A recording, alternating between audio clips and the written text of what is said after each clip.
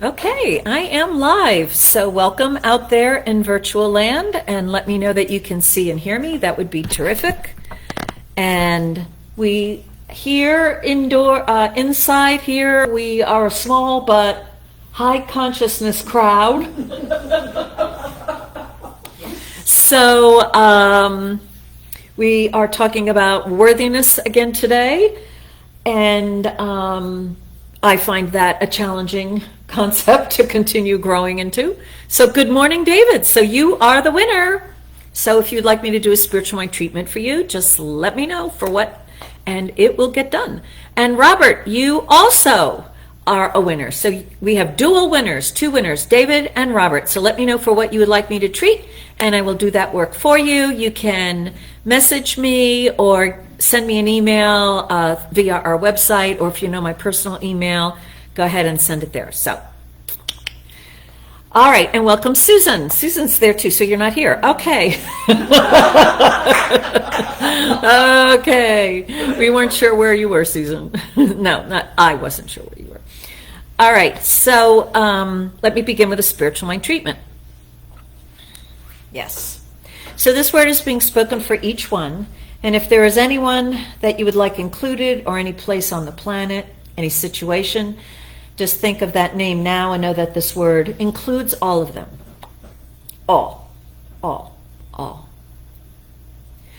Because there is only one life, and there is no such thing as an entity, a form, a person, a situation. There is no such thing as anything outside of this one life. Because the definition of this one life is all.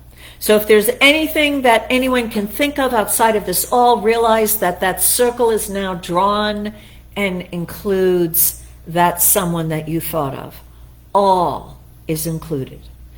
And in this one life are all of its divine qualities. Its loving urge to express its life form in the world, and its MO, its modus operandi of expressing harmoniously in perfect right order, divine right action. It is infinitely intelligent, so it knows how to do that. It knows how to express itself at any particular point harmoniously with everything else. And so this is the divine nature of peace and harmony and order. And it looks like beauty, and it feels like joy. And so these divine qualities are present in each one and everywhere. No matter where one might be, these qualities exist. And these qualities are always expressing itself in greater and more wonderful ways, in more complex ways, in more expansive and abundant ways. But it is these qualities that are seeking expression in whatever is created. And when one individualized expression of this divine agrees with the one, then these qualities are more expressed, more visible, more observable, more the particular life experience of the one who is uniting with the one. And so each one is absolutely identifying with that one now, with its life, love, light, power, peace, beauty, harmony, and joy. Each one is uniting with this one and realizing all these qualities are present right where he or she is, and that all these qualities are present wherever anyone else is. There is not a spot where the divine qualities are not. There is not a spot where God is not. And so, in anyone's particular physical body, if there is any part of the body which seems to be missing a quality of the divine, it's a lie right from the beginning. And right now, the presence of all of these divine qualities is recognized right in that body spot. All of the life, the love, the light, the power, the peace, the beauty, the harmony, the order, the joy, expressing as health, expressing as empowerment, expressing as strength as well as flexibility, expressing as balance as well as peace. All of this is present. And so this recognition absolutely authorizes the divine law to create more of these qualities visible, tangible, in fact, for each one.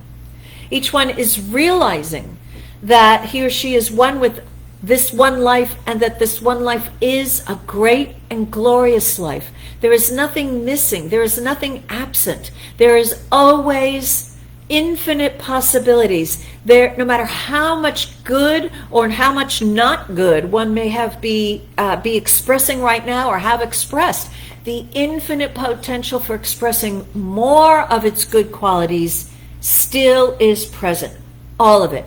None of it has been lost. None of it has disappeared or dissipated. All of the power of this one life is fully present, fully available, fully operational, and is completely and fully and freely available for each one to call upon and experience more of that quality than ever before. Regardless of any particular circumstance, the circumstance is the victim of this recognition of the consciousness of the divine and adjusts itself to revealing the presence of the divine right there. And so harmony is the rule throughout the universe, throughout the subatomic particles, and throughout everything in between, which includes every single one and their human realm of expression. Humanity is not an exception to the harmony of the one. Amen. And so peace and order and harmony, expressing in health and vitality, being fully supported and so blessed with the presence of love, that each one is uniting with that one and experiencing belonging to this one life, belonging to the universe, realizing that he or she is just as important as any particular sun that has a whole solar system around it. Each one is that important, and yet the divine is harmoniously bringing everyone together to interact so that each one is sitting always at the right hand of this infinite God, the place of honor. Each one accepts that place and all the good that goes with it. Each one accepts that he or she belongs. Each one accepts that just because he or she has been created, that alone is what makes each one worthy. Worthy to live this life. Not worthy to take life away from someone else or to demand what others have. No, worthy to live the life that each one has been given, because the life that each one has already been given is a life with wonderful potential, with health, vitality, harmony, success, wealth, abundance, with good and joy and love and peace, and expressing as wonderful opportunities, as unending continuous creation of wonderful experiences of living, of moving from good to greater good, of wonderful experience to even more wonderful. And no matter how many wonderful experience anyone has had or how little one might have had, the potential for more always is present. And so each one now has enough self-worth to claim more wonderful experiences for themselves, to claim it, to accept it, to enjoy it fully. There is no self-sabotage. There's no need to mess things up so someone can accept greater good. No, each one is expanded in acceptance of the value of this life that has been given, and therefore expanded in accepting more and more wonderful experiences of living.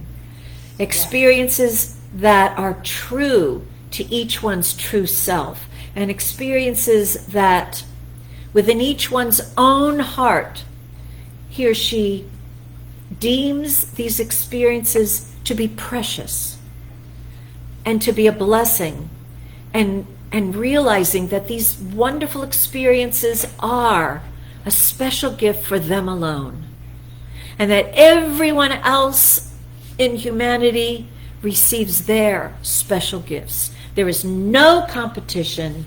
There is no limited resources. There is no limited God, no limitation on life. There is more than enough for every one of the divine's creations to claim all that is. And that is just the beginning. I am grateful that this is truth. I release this word to God's loving law, intelligent law, powerful law, a law that's already said yes, and that has already made it so. And we accept it by agreeing, saying, and so it is. And that's the way it is. So, Reverend Rich, take us away.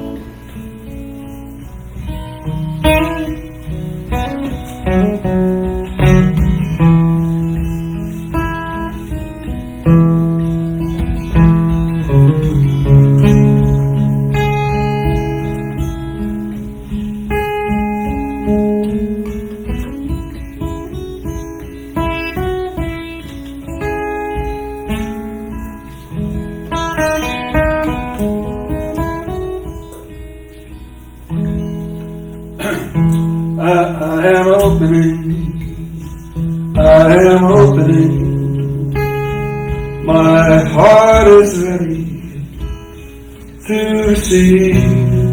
I am opening, I am opening, my heart is ready to receive.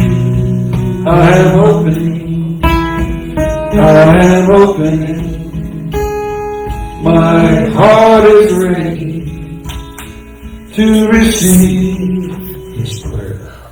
And so let's take a moment right now, and this is a personal thing. No one need know what's in your heart. And so connect with your heart.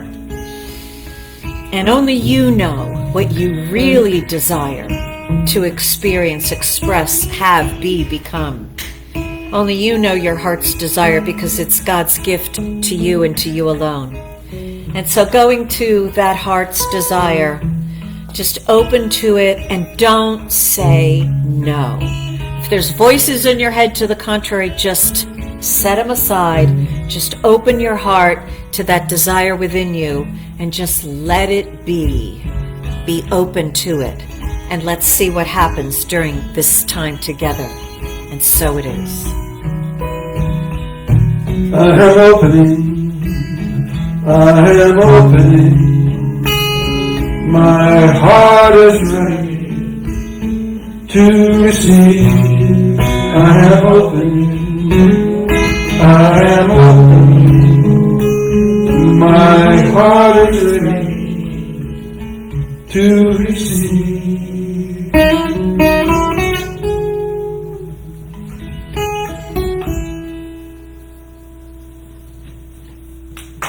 Good morning. Good morning. Oh, you were going to say good morning. I was going to do it. I'll say good morning too. Okay. Now, Reverend Rich. We're doing a duet, a good morning duet. 1, 2, 3. Good morning. Okay. So welcome. That was impromptu. We, we're both professionals here, so we do that kind of thing on the spur of the moment. So my name is Rich Volk, and I am the music minister here, and the staff minister, as we say in our little organization. And welcome to the Center for Spiritual Living, Princeton.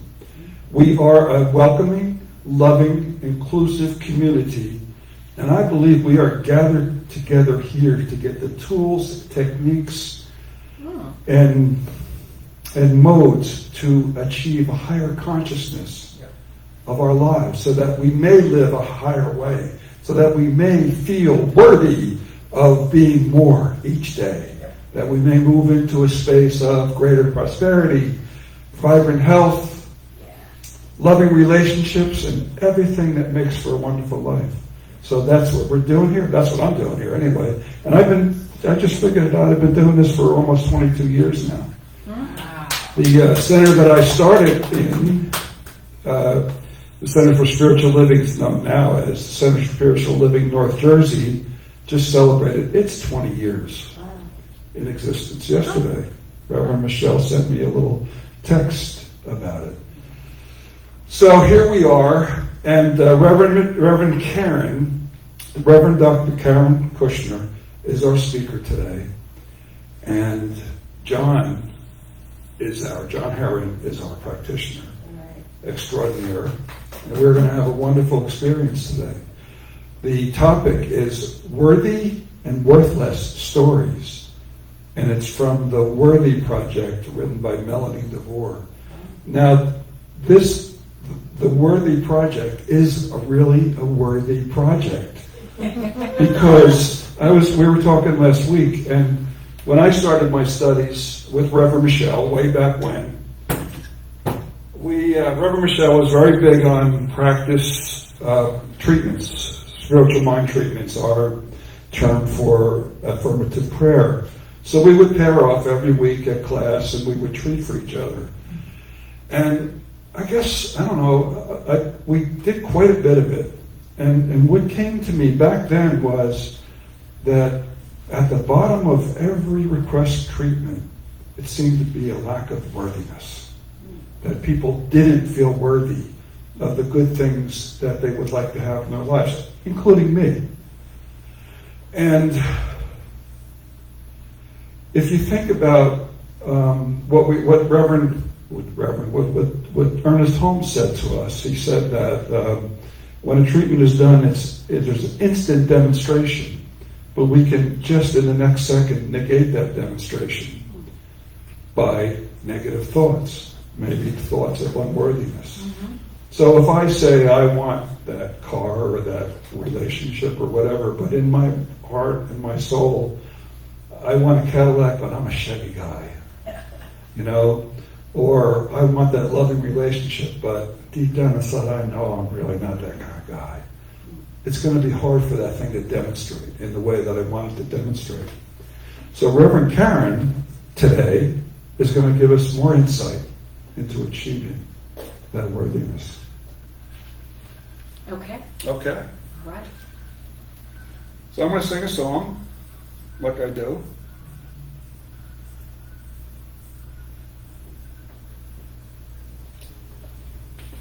And this was written by Ricky Byers, with actually Ricky Byers now.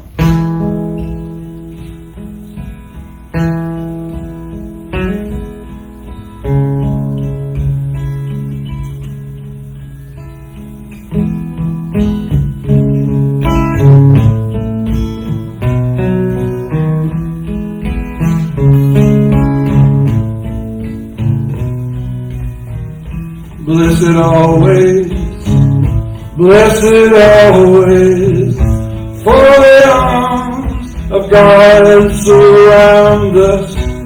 Let our joy be so triumphant that we rest in God and say Amen.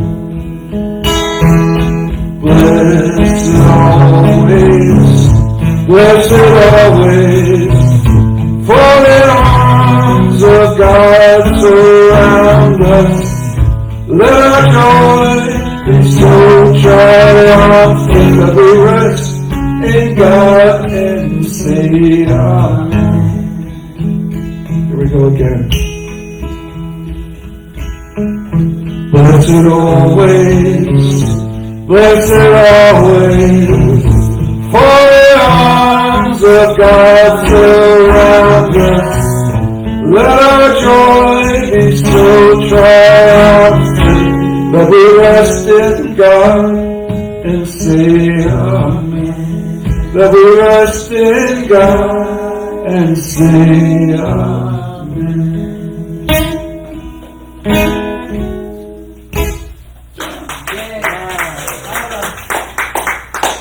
Oh, thanks, Reverend Rich. So I'm Jon Heron. I'm a practitioner here at the center. And all this discussion of worthiness, I really love what Reverend Rich was just saying. It seems to me, for my purposes, for my understanding of this teaching, that the core of the teaching, for me, is that we are right here, right now, perfect, whole, complete. Every blessing is fully present, and we experience as much of it as we think we're worthy of. Right? Yep. As much as we let in, that's what we experience. It's all there, right now. And I know last week, Reverend Karen in her talk was talking about from this book, The Worthiness Project. If you want to clean your whole house, take a look at your front door. Start with your front door. What does your front door say about you? And I've really been thinking about that a lot. Because one thing that's come up for me very much is that question. Every moment we have all the choices in the world of how we respond to what's in front of us. Whether it's a good thing, whether it's somebody hit my car, I had that experience this week, whether it's a health problem or whatever. At each moment, we're planting a seed for what the result of this moment is going to be, what our life is going to look like. Right? And the question is, what do we do in that moment? What choice do we make in that moment? And I was reading, I've been reading the Gospel of Thomas. It's one of the Gnostic Gospels, and this wonderful, deep, mystic statements here. And I read this week, and I thought it's exactly what we're talking about. The disciples asked Jesus, "Tell us what will be our end." And Jesus answered, "What do you know of the beginning that you now seek the end? Where the beginning is, the end will also be. Blessed are those who abide in the beginning, for they will know the end and will not taste death." Right? Could it be any clearer? Right here, right now. I was telling Reverend Karen, I had that experience this week. Somebody backed into my car, my fairly new car, right? And at that moment, I had gone to the dog park, and I parked in a place I don't usually park, and I had all these plans for the day, some writing I wanted to do, some studying I wanted to do, and at that moment, what came into my mind was, I can lose it right now. I can spend the rest of the day feeling sorry for myself. As I was telling Reverend Karen, I could go buy potato chips and a big sandwich and just like stuff my face all day, which is something that I sometimes do. But this is the beginning. Right this moment. Today is the first day of the rest of your life. This moment is the first moment of the rest of your life. And the seed that you plant is what's going to flower. And so I made that choice. Right at that moment, I made that choice. No, I'm not going the potato chip route. I'm going the route of, I know that within me is the truth, fully present, full love. And the guy who hit my car is somebody, he's sort of a pal that I talked to at the dog park, and he was so apologetic. It really wasn't partly his fault, partly my fault. Who the hell knows? Right? So anyway, at every moment we have that choice. The seed we're planting is what's going to flower. It's hard to know why we are where we are. I have a lot of people in my life, close people who I care about, who are sick, who are having physical problems and all that kind of stuff, and part of me wants to be depressed, and no, I have a choice. And my choice is to know that everybody is fully blessed right here, right now. So in preparing for this, last night I just came across this. I thought I would read this, and then we'll do a treatment. This is from Frederick Bale's book, Hidden Power for Human Problems. Frederick Bales was a colleague of Ernest Holmes, right? And I always find that it's really good to read this teaching from someone else's mind. It comes at it from a slightly different way and makes you think differently. So he wrote this, which is sort of a meditation or a treatment. So let's just take the time to get really relaxed and just listen to these words from Frederick Bales. And you might want to focus on if you're having a physical problem or any problem in your life where you feel that things are out of balance. Just bring that into your consciousness and include it in this statement by Frederick Bales. Whatever is blocking my complete recovery must be some hidden strand of thought that holds some mental reservation. I am not aware of its nature, where it started, or what keeps it active, but it must be mine, whether I can trace my way to it or not. I do not want to keep it operating. Therefore, I now declare that it is a vestige of my former destructive thought. I emphatically state that it is completely out of line with the infinite thinker's thoughts, which are trying to manifest perfectly through me. It is a squatter, living on territory where it has no rights of any sort. I call in the law to evict, dissolve, and negate it right now. I wash my hands of it. I do not have to fight it, worry about it, or pay any attention to it. It is nothing trying to be something. It is no more real than the boogeyman that scared me when I was a kid. I turn every last thread of my thought to the contemplation of that steady movement of thought of God in me and through every single cell of my body. I think of its beauty, its unutterable harmonies, its total unawareness of any resisting force, its breathing of "it is good" as it contemplates the universe it has brought into being. Quietly now, I let myself drift into the innermost parts of that infinite mind, catch something of its unshakable peace, knowing that this mind flows through me as my mind. And so now I'll do a treatment. So this word is for all those here, all those listening, all those who want to listen.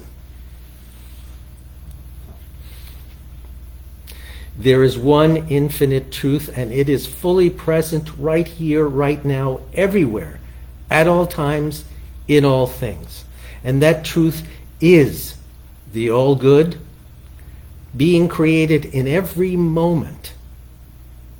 Everything in the universe is a creation of the all-good. It is the form of the all-good.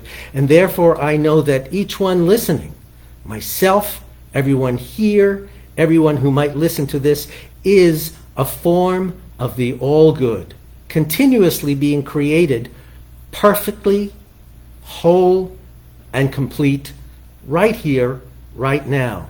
And therefore, I declare that each one is perfect, whole, and complete. Perfect health. Every cell in each body, every organ, every bodily function is that all good being created in each moment. And any belief in anything out of balance is a false belief. It does not exist. It cannot exist. The only thing that exists is that all good. And therefore, each one now stands in their own strength as the light of the world, the light shines as each one fully.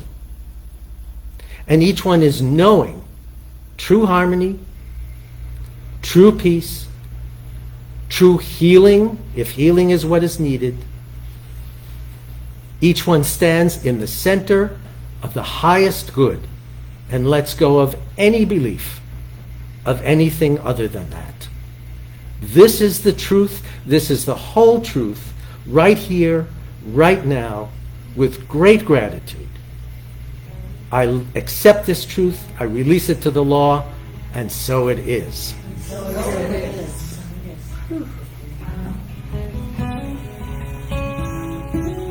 Thank you, John.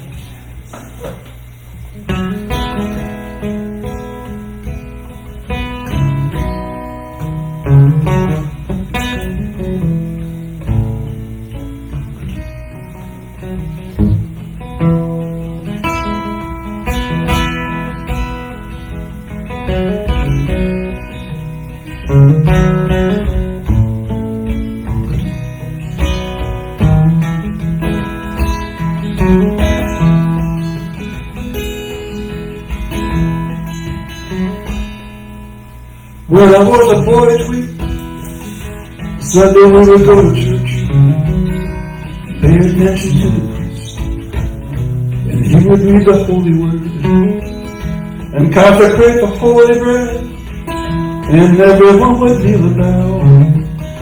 The only difference is, everything is holy now.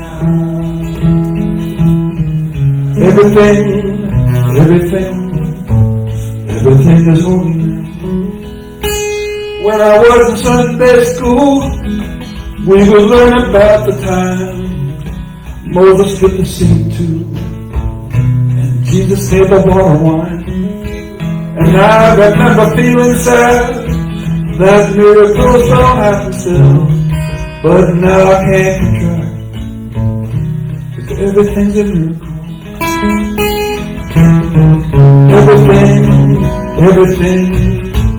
Everything's a miracle. Wine from water is not so small, but even better magic trick that anything is here at all. So the challenging things become not to look for miracles, but find a man that isn't one. But only when I was right best, barely wet my fingertips, but now I have to hold my breath, like I'm swimming in the sea. It used to be a world half there, heaven's second rate hand-me-down, but I walk a the river there, 'cause everything is holy now. Everything is holy now. Everything is holy now. Everything is holy now. Everything is holy now. Everything is holy now.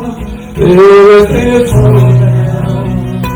Everything is holy now. Everything is holy now. A question in child's face, and see it's not a testament. Will that be very hard to say?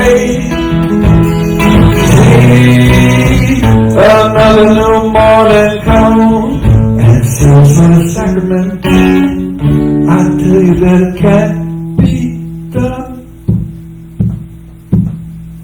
This morning outside I stood, saw a little red-winged bird, shining like a burning bush, singing like a scripture verse. It made me want to bow my head. I remember when the church left, how things have changed since then. 'Cause everything is holy now. Yeah, everything is holy now. Everything is holy now. Everything is holy now. Everything is holy now. Everything is holy now. Everything is holy now. Everything is holy now. Everything is holy now. Everything is holy now.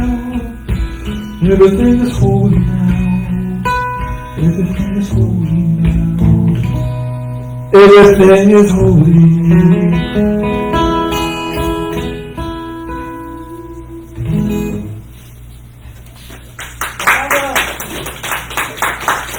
Everything is holy now. Thank you. Thank you, John. Whew. Wow. Everything is holy now, including us.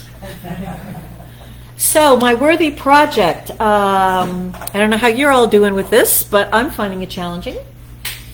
Right? Because our intention with this project is wherever we are in our sense of self-worth, to grow it.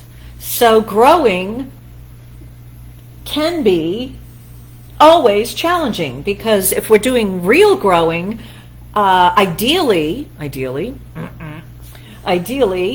we will grow outside our comfort zone and have to face our false beliefs. And facing our false beliefs is a good thing, even though personally I would rather not do it. So as you know, I'm using the book The Worthy Project by Meadow DeVor. And last week we spoke about worthy and worthless cycles. And what she pointed out to us was so simple, that we have an idealized version of ourselves. And everybody has that. Doesn't matter what your idealized version is. Whenever you compare yourself to that idealized version, you will feel more worthless. Always. And when you accept your true self, your true nature, which might take some inner work to actually even become aware of your true self. It certainly took me 30 years to get in touch. I didn't even know I had a true self. I was so interested in the ideal self. I think when I was younger, I achieved the ideal self on the outside. But inside, I was a mess. But who cares? Because I was only interested in how I looked to the world. I was trained that way. And so to find that true self, it took some digging. It took a lot of spiritual work. It took a whole lot of stuff. But now I know her, the true self.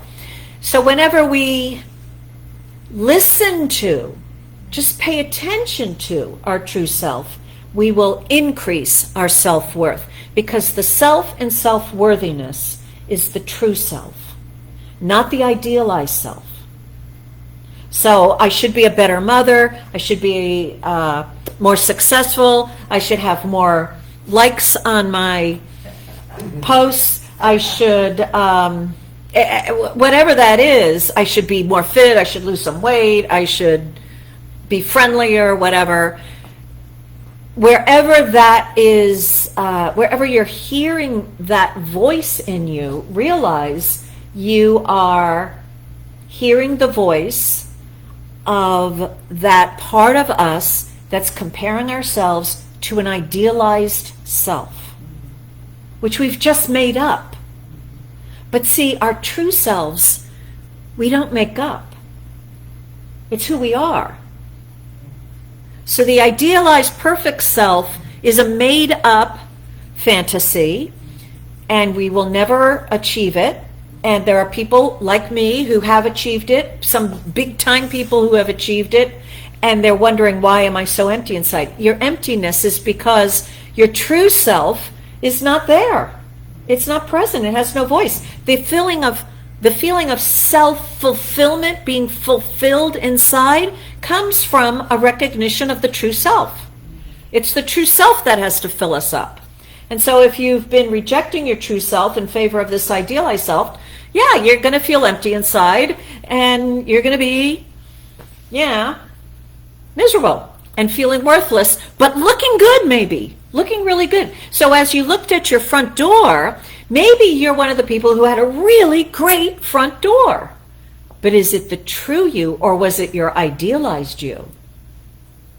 What we want to do when we're looking at our front door or anywhere else in our lives is ask, is my true self reflected here?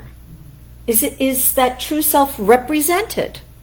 My true self. Yeah, it works with the decor. I mean, you know, I decorated it well. It looks good with the rest of the house. It's if I were to sell this house, I've got, right, what is that, front curb appeal? I've got curb appeal. Maybe your front door's got curb appeal, right? But curb appeal, is that appealing to your true self? So this week's chapter is worthy and worthless stories, because what Meadow points out is we hear the worthless story in our head, which causes us to make some choices, which then results in results that give evidence. Oh yeah, I'm not good enough. I'm not worthy. And thank you, John, for sharing his little story of his car. You know, he had that thought of a big old sandwich and potato chips. And if he had done that, he probably would have felt a little bit better at the moment, but then eventually he would have said, wait a minute, was that my true self there? And he would have felt less worthy, perhaps. He's nodding. I know I would have, and I probably would have eaten the potato chips without the sandwich. What do you need that for? So anyway, these worthy and worthless stories, she brings us some clarity about them. So first of all, she says that the voice in our head is obsessed with your ideal image. It's obsessed with your ideal image.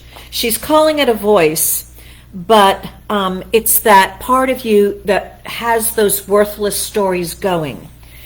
She says it often feels more solid, more permanent than an internal dialogue, more like just a fact of life, the way things are, the way I am. Well, that's just the way I am. I mean, we don't scrutinize this voice very much, but we just carry it around. It could be like she says, a 60-pound sack of shame on us.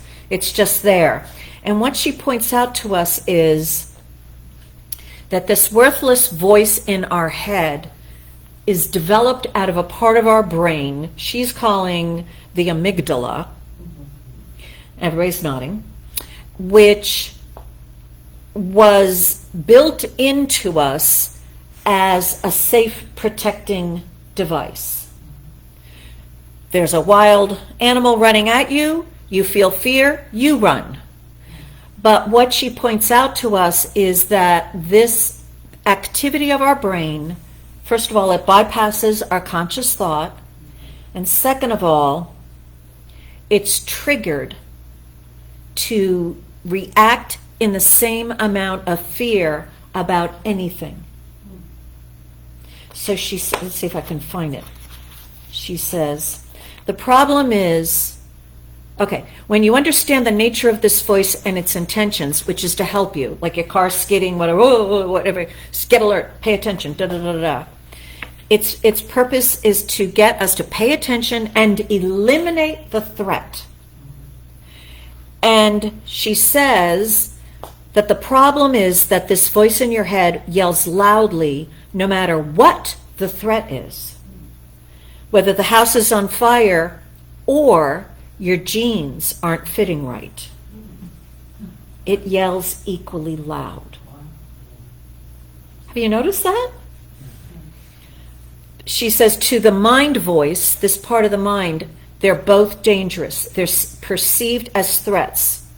To this aspect of your mind, everything is an emergency, and everything and everyone needs to be controlled. And off we go.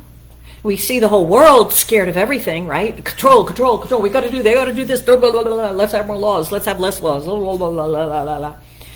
And so she says that this part of the brain, the amygdala, actually acts as a triage center for things coming into us via our senses. And so before we even have conscious choice, it's already reacted. Threat or okay. And so when we have a belief about ourselves, if I'm not perfect, I'm not going to be loved, right? Which is something which many of us came to the conclusion when we were growing up. You know, our parents were just trying to keep us safe, and somehow, you know, we interpreted it, well, then I got to do whatever they say. I've got to obey it, right? Whatever. This is important. And a part of us knows that if we're not liked by our family, they might not feed us. So we've got to get the family to like us, you know. I mean, we're intelligent beings, especially at our survival. But it's the perception of threats, what we want to realize is they are never consciously thought through. It's just a reaction. Ah, whatever. I don't know. I have an ability to just like be walking around and like see something move in the corner of my eye, and I'll like leap 5 feet. A snake, whatever. I don't know what I think it is, but it's not even conscious. It's just, and then I become aware of what I'm doing, and I talk myself down from the ledge or wherever I've leapt. So we want to realize that that voice in our head that is the critical one that has these worthless stories, its evolution is from that desire to keep us safe, but it has no boundaries.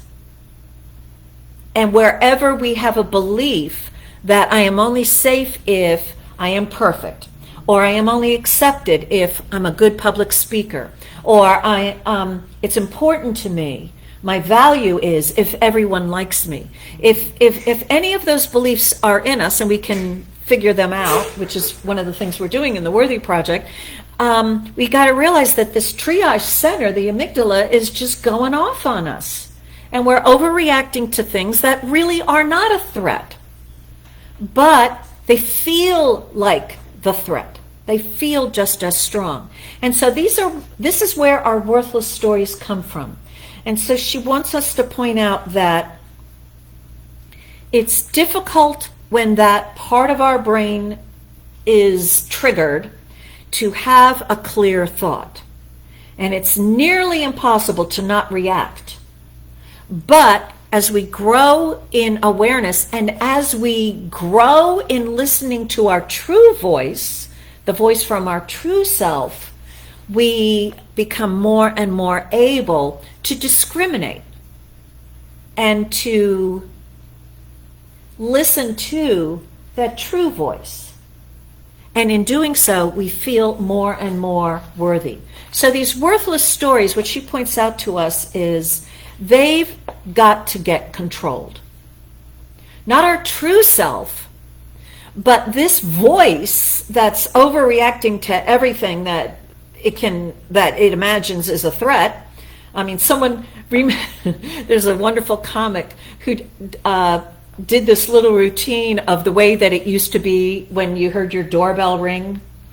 You know, in decades gone by, if the doorbell rang, everybody ran to the front door. They opened it up. Look who's here! Come on in! You want some cake? We've got, we had something for the guests. Don't eat it. It's just for the guests. Somebody might drop by. Come on in.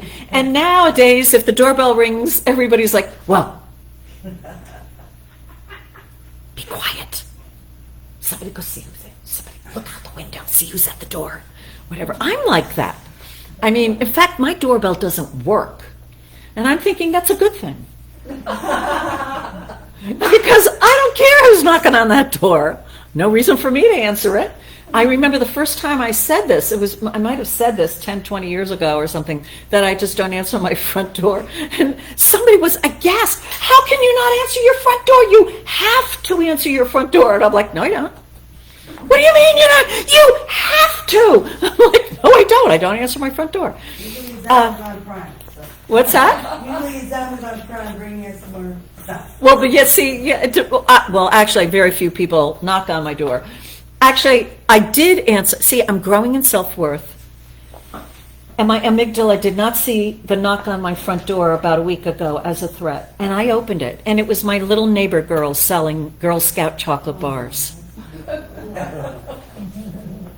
What a gift. And I said, they were $1 bar, and I said, I'll buy as many as I have dollar bills in my wallet.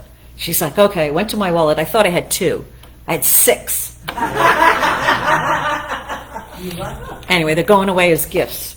Okay, so what we want to realize is, this is really important. Hang on. Can I find it? No, I'll just have to remember it.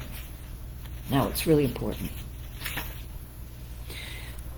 You are not the voice in your head. You are the one listening to it.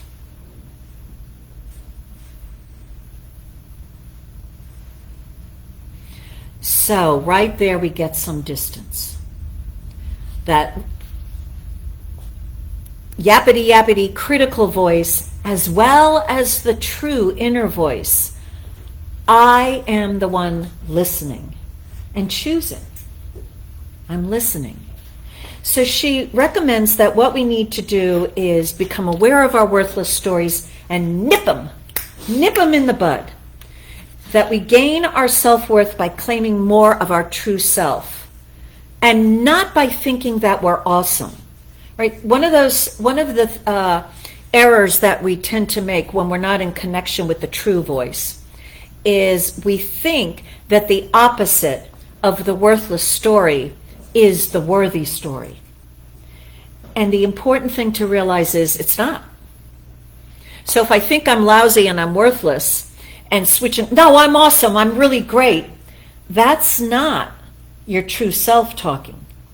Your true self is talking, I am that I am. I am who I am. And as I am lovable and I am good enough. But that false sense of bravado is just a reaction to the worthless story. So it's actually part of the worthless story. Like, I got to fight against that feeling I'm not worthy, so let me now make myself great and mighty. Let me be, a world recognized leader. Let me have, that those measurements of ourselves. I'm actually writing a blog about the use of measurements, because measurement in general always diminishes ourselves because we're infinite. Anyway, more about that later. But the thing is that by coming up with an affirmation statement, right? We know how to use affirmative statements to support ourselves and build our consciousness. That's all very good. But frequently what we do is we use an affirmation to go against what we secretly believe about ourselves. So, and the loving life does not really support us in this. So a really good example, if I believe I am only lovable if I weigh 125 pounds, the universe is never going to support me in weighing 125 pounds because it's based on a lie. It doesn't want us to believe a lie.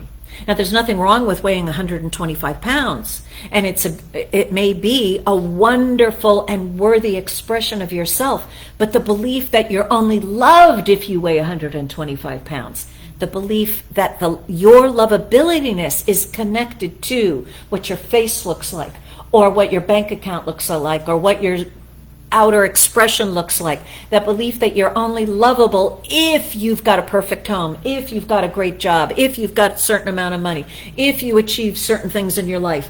That's the lie. The universe isn't going to support you in that. I've tried. It doesn't work. What it wants you to believe is the truth about yourself. I'm lovable the way my body is. I'm lovable even if I'm unemployed. I am lovable even if I am in major debt. I am lovable even if my life is in total chaos. I am lovable because I'm a creation of the divine. I am worthy. That's it. I am not worthy if I cross all the T's. I am not lovable if no one criticizes me. I am lovable because I'm a creation of the divine and I was made that way.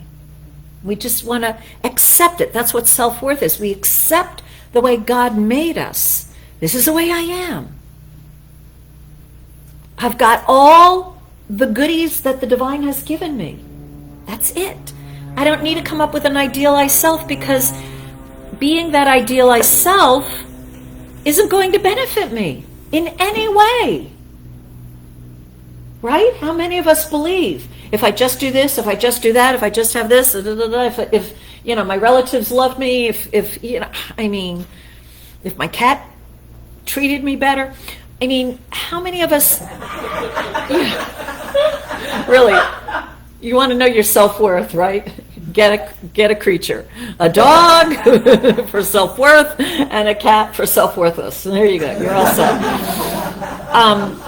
But you see how silly that is to determine your self-worth based upon whether your pet likes you or not. And what we want to realize is that this idealized self is the worthless thing. It's the worthless image. It will never help you in any way. It's got nothing to do with your true self. In fact, the idealized self is a rejection of your true self. And so that's why we always feel worthless when we think about the idealized self, and we always feel more worthy when we get in truth with who we are. Wow. So, she says, worthy work requires strong boundaries. And the first boundary you'll need to commit to is with the voice in your head. So that worthless voice has no boundaries, but it's our true self voice, that true self, that is going to be the one that sets the boundaries of that other voice. Again, remember, that other voice is coming from the amygdala without any conscious thought. It's just spitting its safety precautions all over the place. It's driven by fear, and it's driven by emotion, and there's no intelligence within it whatsoever. And your true self is going to hear what it says and set it straight. Put some boundaries on it. Because you are not that voice.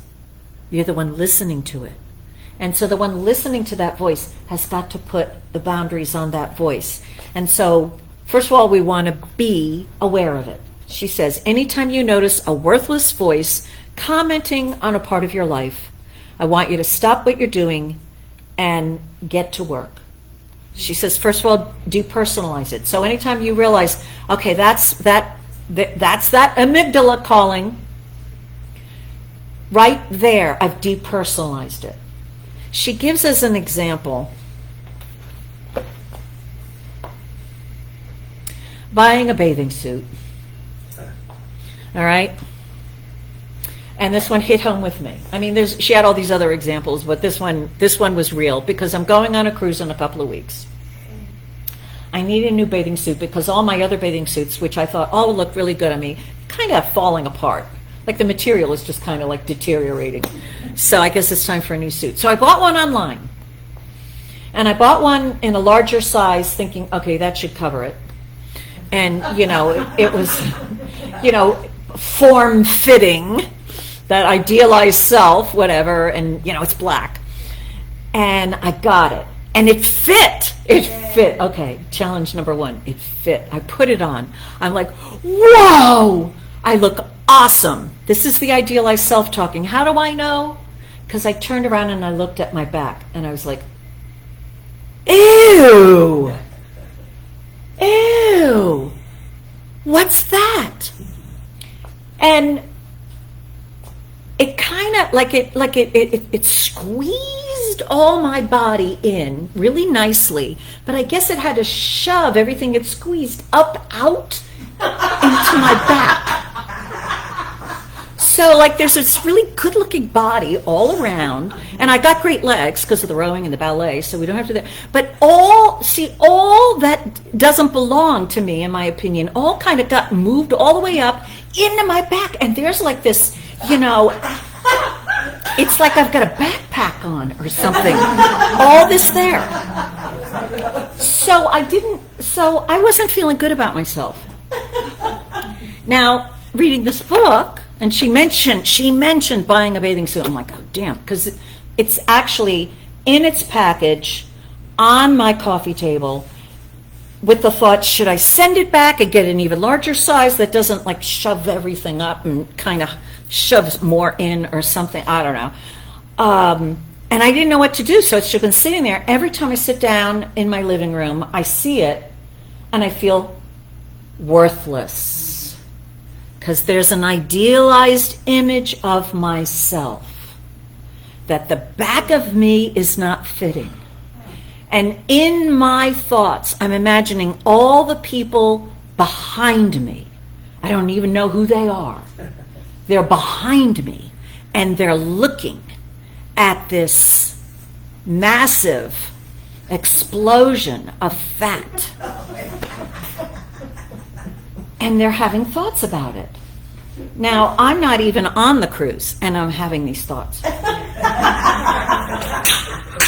So I don't know what to do. I really don't. And I thought, well, maybe you could get a little thing that you just flip over the back. So you got the cute thing here, and you got this little shrug over here. Of course, you can't go in the water, but, you know, and you're not going to get a tan, but, you know,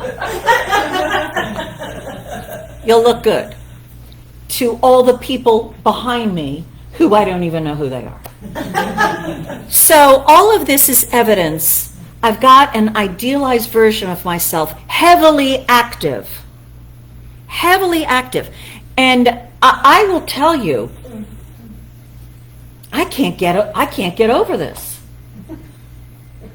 So it's somehow very deep inside of me.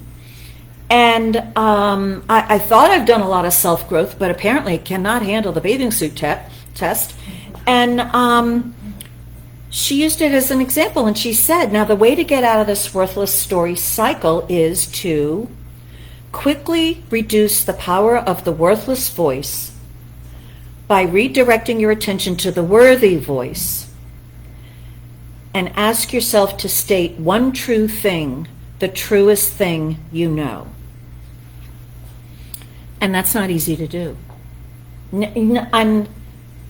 She doesn't mean a statement of truth. I am perfect, whole, and complete. You know why she doesn't mean that? Because that ain't working. I am perfect, whole, and complete. Yeah. Just don't look at my back. I am lovable, loved. It's not working. See, when we're talking about the true voice, it's the voice that works for you. So a statement of truth usually does work for me for a whole lot of occasions, but not this one. So she says, maybe one true thing is, I love to swim. I do love to swim. I really do love to swim. Maybe like that itsy bitsy teeny weeny yellow polka dumping. If I just get in the water, I'll be fine. But the whole point of this particular bathing suit is to look good. You know, if you just wanted a suit to go in the water, who cares what you're wearing? No, you know, but you know, you want to look good outside of the water. So that didn't help. She says, one other true thing may be, I want permission to have fun. Yeah, I would like to imagine myself having fun on the cruise around the pool.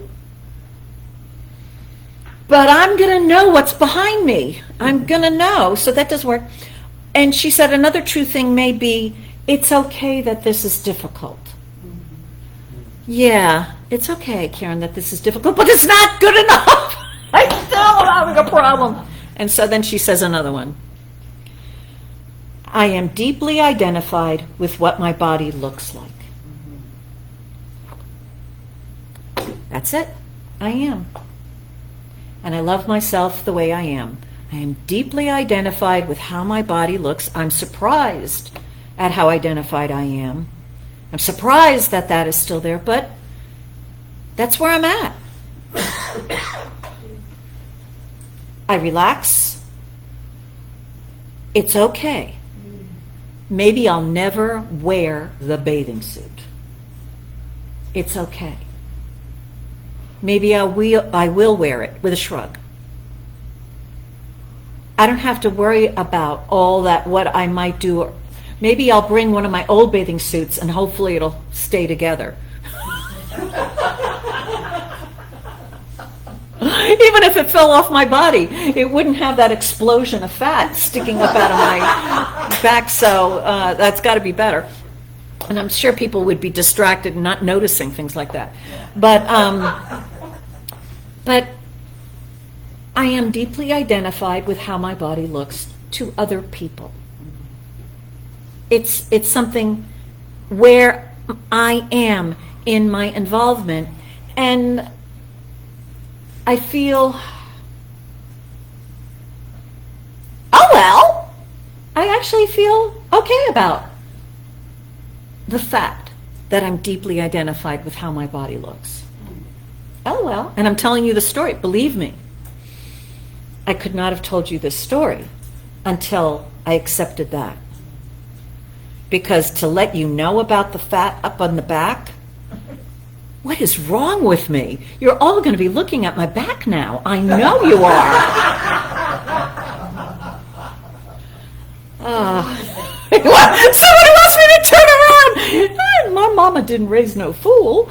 No. So it's not about overcoming this. It's not about making it different that, now I'm more self-accepting and I can turn around and let you see my fatty back. No, it's accepting where I'm at. I can't handle that. I can't handle it. That's my true self. And I do not feel more worthless by sharing all that with you. So that, I know you do. But see, what do I care what people think? Except for I do. Right? So what she tells us to do, think of the situation, and maybe, why don't you all do that right now? I think maybe bathing suits could be universally applied. There may be some people who are really great swimmers. They don't think about it. But think of a situation where you often feel not enough, ashamed, or unworthy. And then imagine the story that plays in your head during this situation. What worthless message does your mind offer up? And now, set a boundary with that story. Instead of believing the story or allowing it to influence your emotions or behavior, take a moment to intentionally put that message in faulty car alarm category. Okay, so that part of me that's thinking about the back of my bathing suit, whatever, I am safe. I am not going to get destroyed by, no matter how many people are looking at that back. It's a faulty car alarm. That terror I have of this bathing suit on my back, it's a faulty alarm. Okay, so I've depersonalized it. And then you redirect yourself by asking, what's one true thing that I can stand on?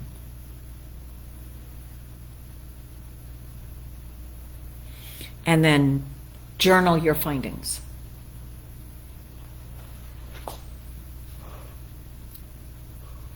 So the assignment for this week,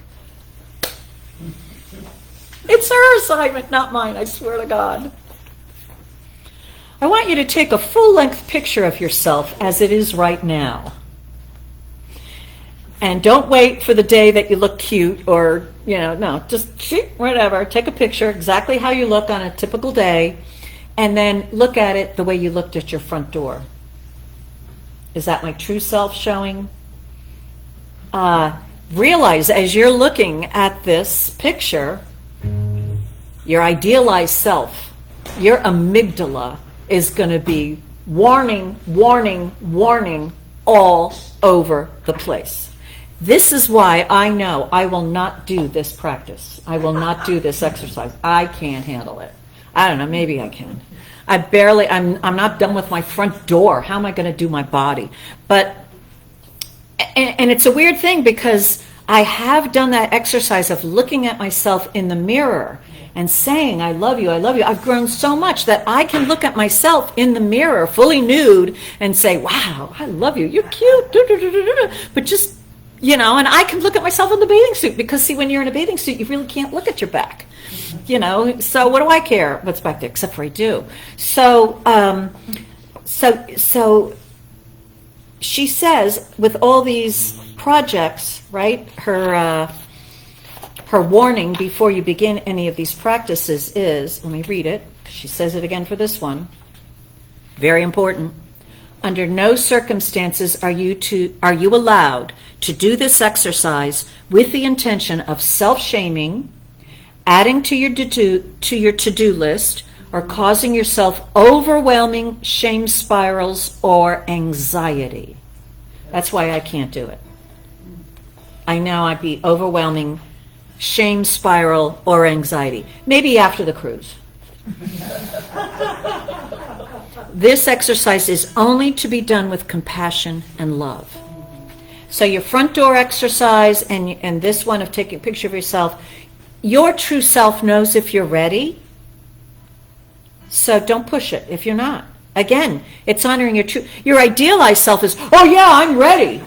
I'm going to get it all done. Da, da, da, da. That's like your idealized version of what a spiritually evolved person would do. Don't fall into that trap. Your spiritual evolution is what it is.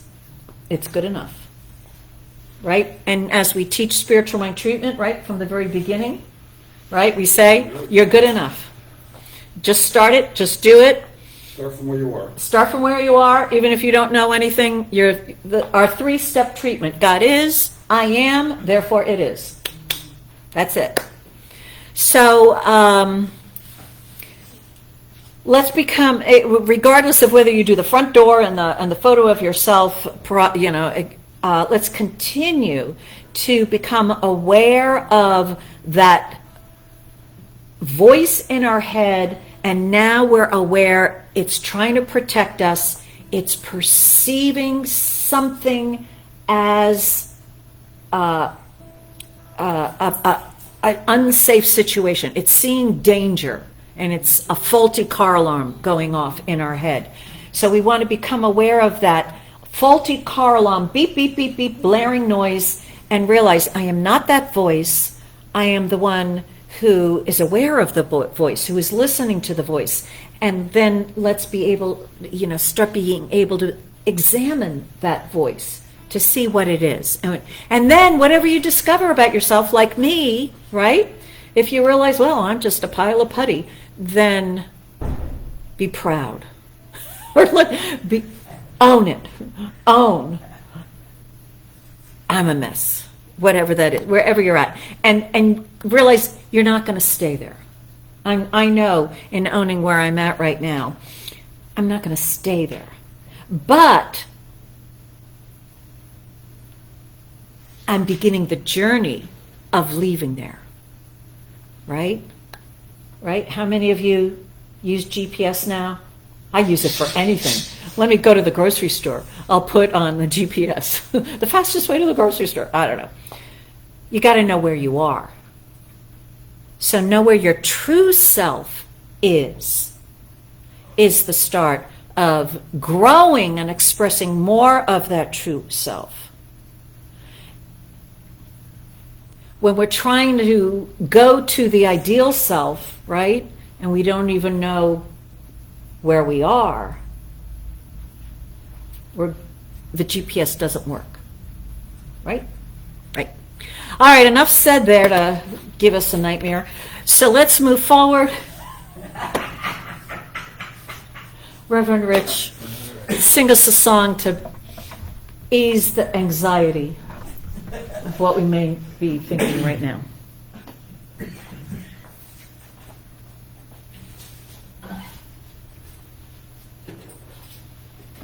I just switched songs 7 times. Yeah, I know. You gotta switch again.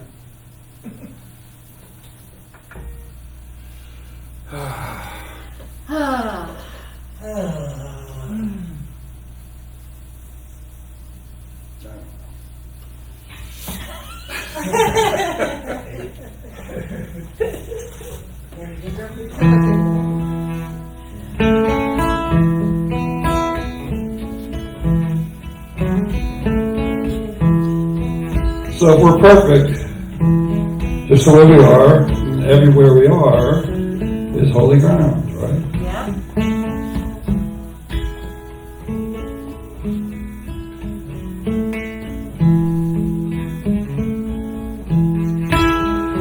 Ooh, ooh, ooh, ooh. Everywhere I am is holy ground, for I walk in love. Everywhere I am is holy ground, for the power and the presence of your Spirit makes my path gentle and easy. Gentle, easy. Gentle, easy. Everywhere I am is holy ground, for I walk in joy. Everywhere I am is holy ground, for the power and the presence of your Spirit makes my path gentle and easy. Gentle, easy. Gentle, easy. Everywhere I am is holy ground, for I walk in peace. Everywhere I am is holy ground, for the power and the presence of your Spirit makes my path gentle and easy. Gentle, easy. Gentle, easy. Ooh.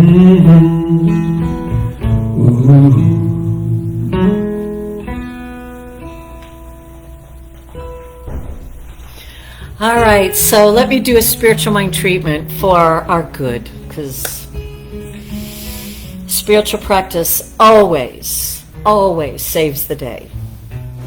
So there is only one life. This life is God's life, and this life is a good life. It is a great and glorious life expressing itself, and it is creating right now each one to be an expression of its great and glorious life. And so each one is a magnificent demonstration of the divine's desire fulfilled. Each one is absolutely loved just the way he or she is in all their magnificence. Nothing needs to be changed, nothing needs to be done. And so all of the fears, anxieties, and shames triggered by that amygdala are all by this word erased, evaporated, and vanished. Each one is safe. Each one is secure. Each one is enough and knows that they are enough just the way they are right now. There is no ideal version of anything. There are no shoulds, gottas. There is only perfect self-acceptance right now, and with it comes a serenity, a calmness, a peace, an acceptance of this great and glorious life right now, right here. I am grateful that this is the truth. I release this word to God's loving law. So grateful it is done. Whew. And so it is. And that's the way it is. So it is. So it is.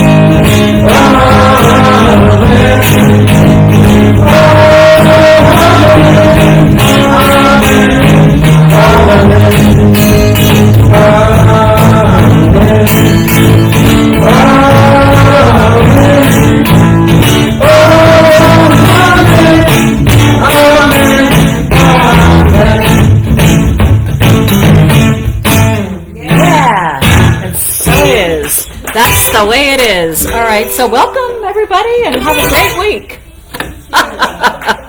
With that. Okay, hello Patrick. He says you are right on. Hello Kauai. Wow, Hawaii's here. All right, welcome. Tina Damaris, good to see you. Debbie, Stephanie Ann, Tina, Angie. Oh, Florida's here too. Good to see you at all. Okay, so I'll be talking to you all next week. Bye-bye.